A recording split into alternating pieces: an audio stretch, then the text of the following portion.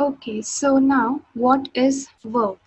Verb एक बहुत common चीज़ है जो एक हर एक सेंटेंस में दैट इज द थिंग जो बताता है कि एक पर्सन क्या कर रहा है. A verb refers to a word that tells us what the subject does. As I told you कि जो हमारा सब्जेक्ट होता है जैसे he, she, कुछ भी है, किसी का पर्सन का नेम है, राम, मैरी और anything.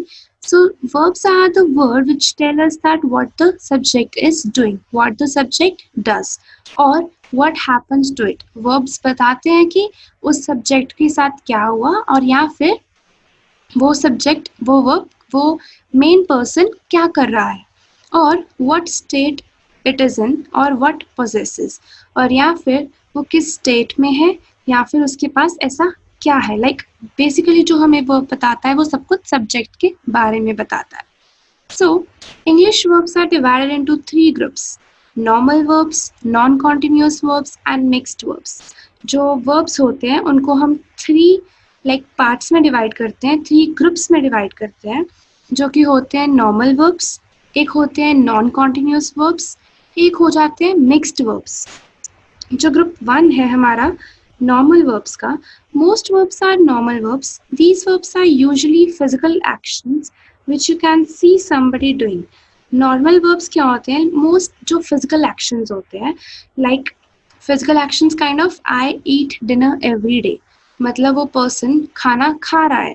So these verbs can be used in all the tenses, okay, past, present, future, किसी भी टेंस के साथ, और ये बहुत नॉर्मल होते हैं. मोस्ट वर्ब्स ही, इनको हम नॉर्मल वर्ब्स कहते हैं और ज़्यादातर कॉमन वर्ब्स यही होते हैं जिनको हम मोस्ट यूज़ करते हैं.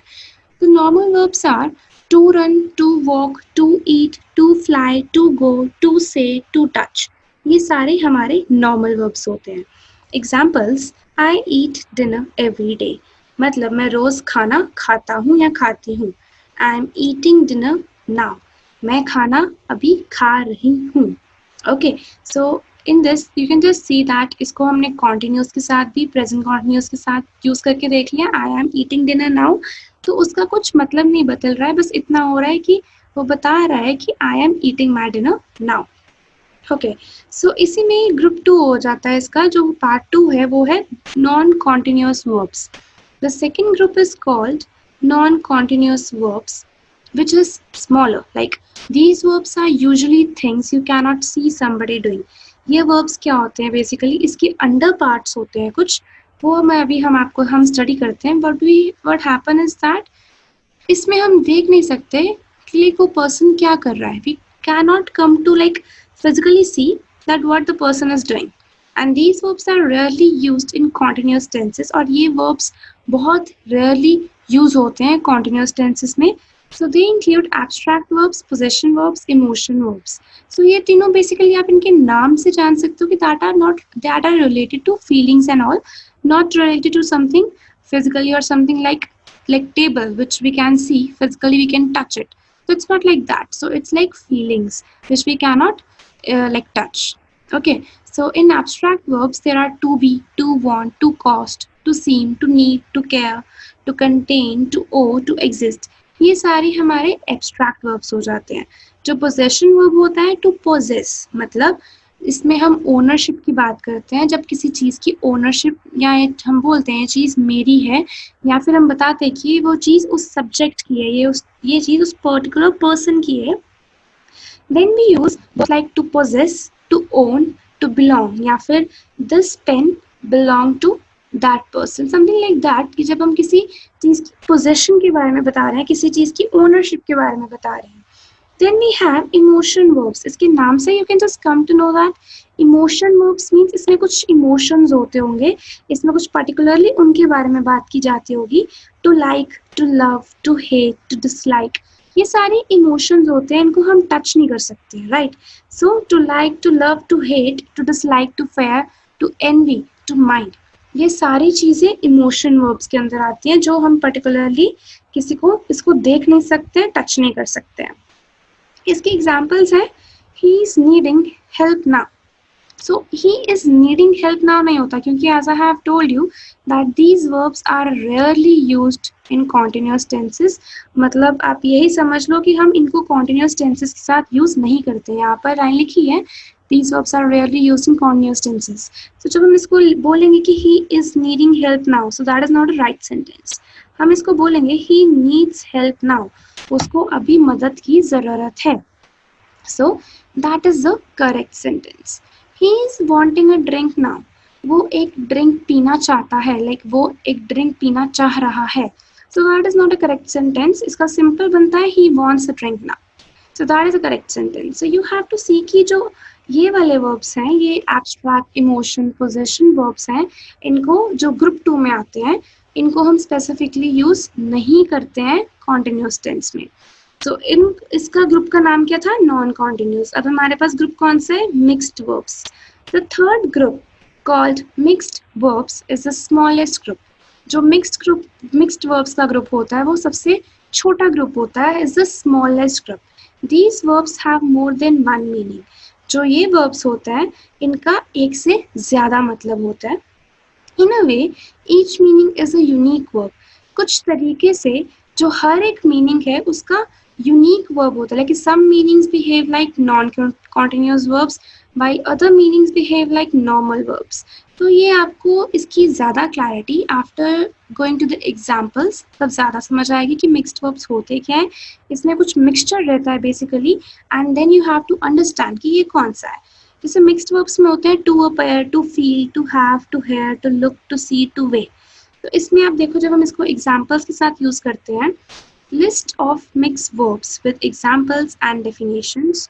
जब हम टू अपेयर को ले रहे हैं, टू अपेयर की बात कर रहे हैं, सो इसमें हम लिख रहे हैं डोना अपेयर्स कंफ्यूज्ड। इसमें आप देख सकते हैं कि it's non continuous verb. Appears like हमें लग रहा है, लाइक दिख रहा है, लाइक हमें पता लग रहा है, हमें फील हो रहा है कि जो डोना है वो कंफ्यूज है। Donna seems confused. My favorite singer is appearing at the jazz club tonight. It's a normal verb. Appearing is appearing. So इसको हम जब आगे दूसरा सेंटेंस इसका पढ़ो, My favorite singer is giving a performance at the jazz club tonight. So you can just see that जो हम third group की बात कर रहे हैं मिक्स्ड वर्ब्स की, वो एक छोटा ग्रुप है। इसमें क्या होता है कि जो वर्ब्स हैं उनका एक से ज़्यादा मतलब निकलते हैं। जैसे अब टू अपेयर है, इसका मतलब सीम्स भी है, अब इसका एक से ज़्यादा मतलब निकल रहा है। And also in a way each meaning is a unique verb. And जो इसके एक से ज़्यादा मतलब निकलते हैं, जैसे अपेयर्स का हम सीम्स मतलब निकल रहा है, सो सीम भी एक यूनिक वर्ब है, वो एक अलग वर्ब है, अपेयर एक अलग वर्ब है। एंड देन जब हम इज अपेयरिंग की बात कर रहे हैं तो उसका बन रहा है is giving. So both are unique verbs. Is appearing is a unique verb, is giving is a unique verb. And so further, some meanings behave like non-continuous। जैसे appears है तो इसमें इसका मतलब non-continuous verb है, और जो बाकी होते हैं उनका कुछ normal verbs की तरह भी behave करते हैं। So that is why it's called as a mixed verbs, क्योंकि इसमें non-continuous verbs और normal verbs दोनों ही include होते हैं, दोनों ही इनका mixture होता है। So, just going further, you can just see that my favorite singer is appearing, my favorite singer is giving. So, दोनों ही unique verbs हैं जिनके अपने मतलब हैं। वो normal verb है is appearing, and appears is non-continuous verb. So, further we have example to have. I have a dollar now. So, I have a dollar now. So, it's a non-continuous verb. I possess a dollar. तो ये आ गया poses, जो हमने ऊपर अभी पढ़े थे उसमें क्या आ जाता है जब हम अपनी ओनरशिप की बात कर रहे हैं कि मेरे पास $1 है। I am having fun now, ये एक नॉर्मल वर्ब है, I am having. I am experiencing fun now. So I'm experiencing, I'm having, both are there, like both have a unique meaning, both are a unique verb. To hear, she hears the music. So it's a non-continuous verb, that is hears. She hears the music with her ears. So इसमें हमने उसका मतलब change किया and use हम hears ही कर रहे हैं। Non-continuous verb है हमारा hears, and further she is hearing voices. So it's a normal verb. She is hearing voices. She hears something others cannot hear. She is hearing voices in her mind. So she is hearing, she hears. So हम इसमें is hearing is a normal verb. But still जब हम इसको दूसरी line कोई और इसकी बनाकर देखते हैं तो it's again giving a meaning. Actually it's creating a unique verb. To look. Nancy looks tired. Nancy थकी हुई लग रही है. It's a non-continuous verb. She seems tired. वो tired लग रही है. वो थकी हुई लग रही है. So looks and seems have the same meaning, but they both are unique verbs. Okay, as looks is a non-continuous verb. Farah is looking at the pictures. Farah pictures को देख रही है, चित्रों को देख रही है. So it's normal verb is looking, and she is looking with her eyes. So you can just see that कि इसका meaning कुछ हमने फरा की जगह she कर दिया with her eyes, so it's not changing the meaning too much. मतलब वही है, but verb जो है उसका unique एक उसका unique type बन जाता है. To miss. John misses Sally. Non-continuous verb. Misses is non-continuous verb. John Sally को miss कर रहा है. He is sad because she is not there. So you can just see that वो उसका मतलब बता रहा है. And then you can just see in the next example. Debbie is missing her favorite TV program. Is missing. It's a normal verb. कि वो अपने favorite TV program को miss कर रही है. So she is not there to see her favorite program. So you can just see that कि किस तरह ये change हो जाता है. To see में convert हो गया. Further we have to see. I see her non-continuous verb. जो see है वो normal non-continuous verb है. I see her with my eyes. See how it changes. I am seeing the doctor. I am seeing. It's a normal verb कि मैं doctor को दिखा रहा हूँ. I am visiting or consulting with the doctor. So it can also be used with dentist or lawyer. Like I am visiting or consulting with a dentist. I am visiting or consulting with a lawyer. I am seeing her. So I am seeing इसमें इसका अलग मतलब निकल रहा है. Like you can see कि जो to see word है उसका अलग अलग मतलब निकलता है जब हम उसको अलग अलग forms of उसके unique verb में use करते हैं. जब हम see को normal see की तरह use कर रहे हैं तो वो non continuous verb बन जाता है. जब हम उसको am seeing की तरह use कर रहे हैं वो एक normal verb बन जाता है. I am seeing her मतलब I am in a relationship with her. So इसमें भी वो normal verb की तरह use हो रहा है लेकिन उसका मतलब देख रहे हो कि I am seeing the doctor, I am seeing her. इस दोनों का मतलब change हो गया बिल्कुल. उसका मतलब है कि I am visiting or consulting the doctor. उसका मतलब है कि I am in relationship with her. He is seeing ghost at night. It's a normal verb. He sees something which others cannot see. For example, ghost or a vision of the future, etc. तो आप देख सकते हैं कि हमने सी to सी को अलग अलग जगह यूज किया है उसके अलग अलग उसके यूनिक वर्ब्स बन गए. एक बार non continuous, then normal, then again normal, then again normal. Further we have to smell. Yeah, the coffee smells good. Coffee की अच्छी सुगंध है. It's a non-continuous verb. The coffee has a good smell. So I am smelling the flowers. मुझे इसको हम जब change करते हैं इसका मतलब क्या है? I am sniffing the flowers to see what the smell is like. मैं flowers को सूंघ रहा हूँ क्या ये पता करने के लिए कि उनकी स्मेल किस तरह की है. So it's a normal verb when we are using it as am smelling. When इसको हम यूज करते हैं just smells, so वो non-continuous verb बन जाता है. Same again case for to taste. The coffee tastes good. It's a non-continuous verb. The coffee has a good taste. इसका मतलब है the coffee has a good taste. When we are writing it as I am tasting the cake. So I am trying the cake to see what it tastes like. So इसमें ये normal verb बन रहा है, उसमें वो non-continuous verb बन रहा है. पहले में वो बोल रहा है कि कॉफी का अच्छा टेस्ट है. सेकंड में वो बोल रहा है कि I am trying the cake to see what it tastes like. वो केक को खा रहा है ये ट्राई करने के लिए कि उसका टेस्ट कैसा है. To think. He thinks the test is easy. उसको लगता है कि जो टेस्ट है वो easy है. It's a non-continuous verb क्योंकि हमने thinks यूज किया है. तो उसको लगता है कि ये टेस्ट easy है. He is thinking about the question. वो उस question के बारे में सोच रहा है. Going over it in her mind. She is pondering the question. Going over it in her mind. सो वो उस क्वेश्चन के बारे में अपने दिमाग में सोच रही है, like if she is appearing for an exam, so she is thinking about the answer of the question. So basically जब हम इसको इस थिंकिंग की तरह यूज कर रहे हैं, that is a normal verb when we are using it as things, तो ये नॉन कॉन्टिन्यूअस वर्ब बन रहा है. Same is a case of to weigh. The table weighs a lot, मतलब द टेबल है वो बहुत हैवी है. It's non continuous verb. And when हम इसको लिखते हैं is weighing, she is weighing herself, वो अपना वेट चेक कर रही है, अपना वेट डिटरमिन कर रही है. तो इसको हम इज वेइंग का normal verb. So you can see that कि हम इतने वर्ड्स को किस तरह यूज कर सकते हैं, इनका मतलब किस तरह बदल जाता है. That is why they are called mixed verbs. Some verbs can be especially confusing, like जैसे यहाँ पे टू बी है. John is American, it's a non continuous verb कि जॉन अमेरिकन सिटीजन है. John is being very American. इसका मतलब क्या होता है कि जो है वो बहुत ही एक स्टीरियोटिपिकल अमेरिकन की तरह बिहेव कर रहा है. देन आ जाता है जो is being very rude.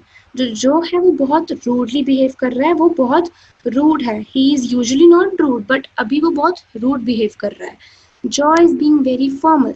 Joy is behaving very formally, मतलब बहुत फॉर्मल तरीके से बिहेव कर रहा है, लेकिन वो यूजुअली इतना फॉर्मल नहीं है. सो आप देख सकते हो कि when we use as is, so उसमें हम उसका मतलब नॉन कॉन्टिन्यूस आ रहा है वर्ब. लेकिन जब उसको हम इज बीइंग दोबारा यूज करते हैं अलग अलग सेंटेंसेस में, वो है तो नॉर्मल वर्ब, लेकिन उसका मतलब अलग आ रहा है. कि लाइक पहले सेंटेंस में उसका मतलब अलग है, दूसरे में अलग, तीसरे में अलग. कि पहले सेकेंड में जो सेंटेंस है जो इज बिहेविंग वेरी अमेरिकन, तो उसमें वो बोल रहे हैं कि वो बहुत स्टीरियोटिपिकल अमेरिकन की तरह रिएक्ट कर रहा है. सेकेंड में हम बोल रहे हैं कि जो बहुत रूड है, नॉर्मली वो इतना रूड, वो बहुत रूडली बिहेव कर रहा है, नॉर्मली वो इतना रूड नहीं है. And in the third last one we are just saying that कि जो है वो बहुत फॉर्मली बिहेव कर रहा है, वो इतना फॉर्मल नहीं है. So this is the difference when we use the same word in different sentences and it becomes unique verb.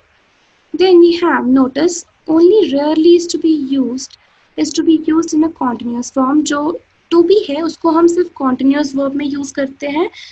And this is most commonly done when a person is temporarily behaving badly or stereotypically. Stereotypically, जब एक person बहुत बुरी तरह या फिर badly या rude behave कर रहा है, तब हम इन चीज़ों को use करते हैं, to be को use करते हैं in continuous form.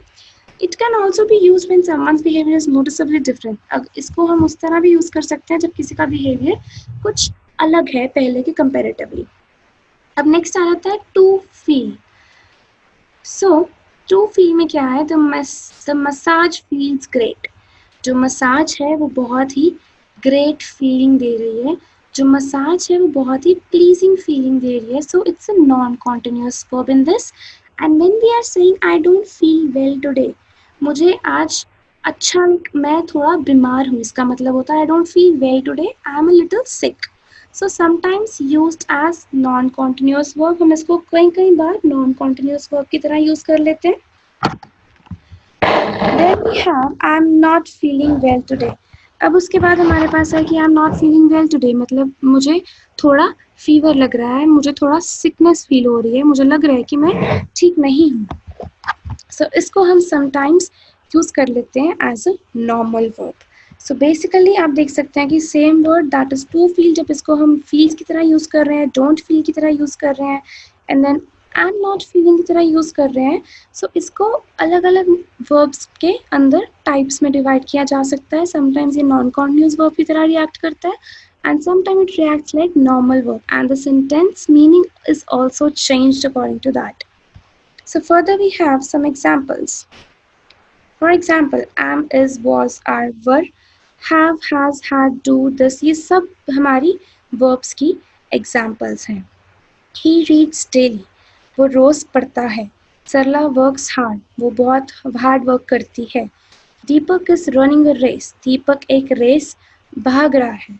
Here reads works and is, इसमें reads, works and is running क्या है, verbs. They are also ready for any disaster. वो ready हैं किसी भी तरह की तूफान के लिए, किसी भी तरह की बुरी अनहोनी के लिए. Ria is charming. So is charming is charming. Then we have Tia runs every morning. So उसमें वो कुछ कर रहे हैं, like Tia runs every morning. So runs is the verb.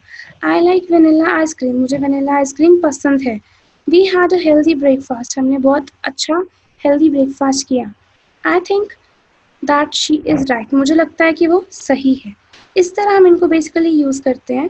And जो एक दो तरह के वर्ब्स, जो जब हम टू वर्ब्स को टू टाइप्स में डिवाइड करते हैं तो उनको हम ट्रांजिटिव और इंट्रांजिटिव भी बोलते हैं। Like till now you have just cleared about everything, what is verb and everything about that, and we have talked about so many types of verbs actually. But when verbs are divided into just two types, तो उनकी दो types बनती हैं जो कि है transitive and intransitive. And intransitive and transitive के अंदर ही ये सारी टाइप्स आती हैं, सारे verbs आते हैं that we have discussed. तो transitive verb कौन से होते हैं? A verb which requires an object after it to complete the sentence is called transitive verb. For example, एक ऐसा verb जिसको उसके बाद एक object चाहिए ही चाहिए कि sentence complete करने के लिए उसके बाद एक object लगना बहुत ज़रूरी होता है. So in this case you can just see that Pradeep plays football. So Pradeep place हमारा वर्ब है, उसके बाद हमने फुटबॉल रखा है तो हमने उसको एज अ ऑब्जेक्ट यूज़ किया है.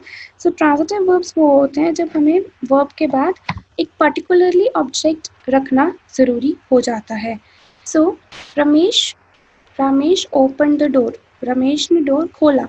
Open is the verb and the door is the object. So अगर हम इसमें सिर्फ लिख लें कि Ramesh open, so that doesn't make sense. तो पूरी सेंटेंस को मीनिंगफुल बनाने के लिए, सेंटेंस को कंप्लीट करने के लिए, that is why we always have to add object after the verb.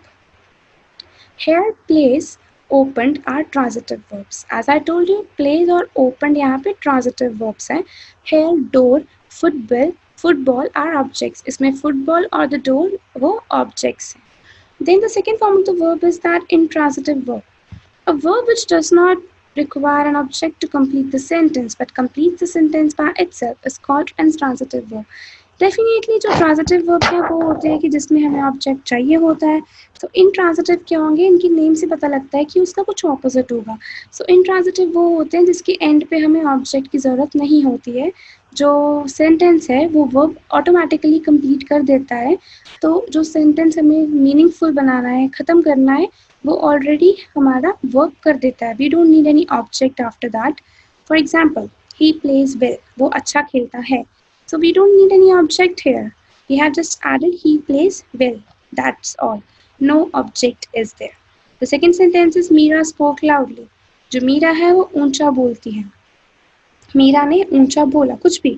तो speak is a verb here and उसके बाद हमने कोई object नहीं लगाया, but itself the sentence is being completed.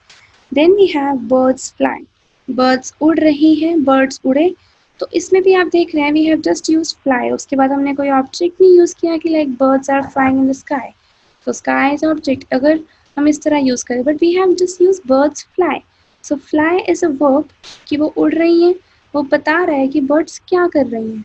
And always remember one thing in your mind कि जब आप वर्ब्स चेक कर रहे हैं कि वर्ब्स कौन से होते हैं एक सब्जेक्ट एक लाइन में, जब आपको चेक करना है कि वर्ब्स कौन से हैं, वर्ब्स कहाँ हैं, so what you have to do is simply just ask a question to yourself कि जब आप एक सब लाइन रीड कर रहे हो अपने आप को एक क्वेश्चन पूछो कि वो क्या कर रहा है. ओके एंड जब आपको उस चीज़ का आंसर मिल जाता है, it means that you have found the verb in this line. I just take an example, like जैसे हम यही एग्जाम्पल ले लेते हैं कि दैट बर्ड्स फ्लाई. सो बर्ड्स क्या कर रही हैं? They are flying. तो आपने उस सब्जेक्ट को ध्यान में रख के उसके बाद एक पर्टिकुलरली आपने आपको क्वेश्चन पूछना है कि वो क्या कर रही हैं या क्या कर रहे हैं या क्या कर रहा है. तो आपने इस तरह के क्वेश्चंस अपने आप को पूछने हैं. You will come to know कि वर्ब कौन सा यूज हुआ है इसमें. And then it's the like last thing that I am just going to discuss. I am just going to tell you कि इसमें बेसिकली जो बिल्कुल in the very beginning that we have studied about the verb, या I am eating dinner now. So इसमें अपने आप को question पूछो कि मैं अभी क्या कर रहा हूँ. जब इसमें आई भी है then also you can ask a question to yourself कि मैं अभी क्या कर रहा हूँ. I am eating dinner now and is eat I am eating. So I am eating is the verb here. Like this only I just give you some more examples कि आप किस तरह वर्ब्स आइडेंटिफाई कर सकते हो subject में. जैसे he is wanting a drink now, इसमें ये तो करेक्ट नहीं है. जब हम बोल रहे हैं कि किसी पर्सन के काम करने के बारे में हम बोल रहे हैं, he is working now. I'll just take an example as he is working now. तो इसमें what he is doing currently, he is working. So we have to focus on such kind of examples कि जब आपको देखना है थोड़ी examples देखो कि आपको पता लगेगा कि verbs किस तरह आइडेंटिफाई किए जा सकते हैं. And if they are asking, I'll just take an example that I am reading a book. मैं क्या कर रही हूँ? I am reading actually. So this I am reading is a verb कि मैं read कर रही हूँ. So in this way we have to identify कि हम क्या कर रहे हैं and वो like इस time पे अगर subject कुछ कर रहा है आपने question पूछना है to the subject कि subject क्या कर रहा है. जैसे I am reading the book उसमें subject I है. So I क्या कर रहा है is reading the book. And in the questions in which you are getting the answer कि वो क्या कर रहा है, so that is all. आपको और कुछ identify नहीं करना है, आप verbs identify कर चुके हो then. And in the very last example which I have provided you of intransitive verb, so इसमें आपको मैं बता देती हूँ कि इसमें intransitive verbs कौन से हैं. Yeah. So he plays well, Meera spoke loudly, and birds fly. इसमें जो plays है वो intransitive verb है. As इसके बाद object नहीं लगा हुआ, simply line complete हो रही है. Then we have Meera spoke loudly. So spoke is enough. Spoke is the verb here. इसके बाद हमने object नहीं लगाया. Birds fly. So fly is the verb here. इसके बाद हमने object नहीं लगाया है. So that is the reason behind that कि sentence का मतलब जो है sentence जो है वो already अपना मतलब बता रहा है. So we don't need to add it to that. So that is all for the session of the verbs.